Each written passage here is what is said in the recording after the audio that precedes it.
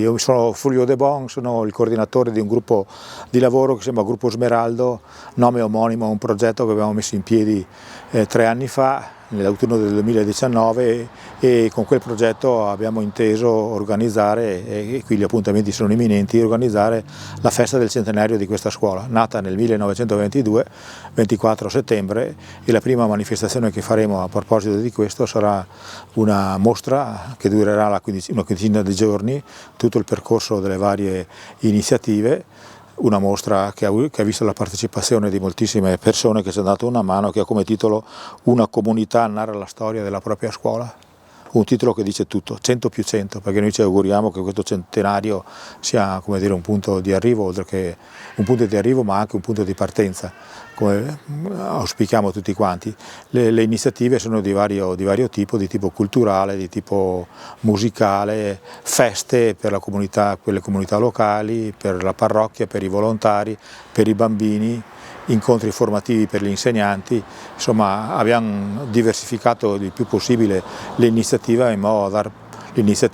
dar possibilità a più persone di parteciparvi, in primis i bambini, che illustreranno, questo mi preme dirlo, 2 progetti che loro hanno attivato, uno l'anno scorso, un progetto di natura ambientale che si chiama Progetto Agata, è un acronimo che non sto lì a specificare, e un altro progetto, un gemellaggio con i bambini di Nakoba, un paesino, una cittadina vicino a Kampala in Uganda, e questo progetto prevede un video collegamento, quindi l'ufficializzazione di un gemellaggio fra i bambini di Nakoba e i nostri bambini, che faranno qualcosa di comune insieme.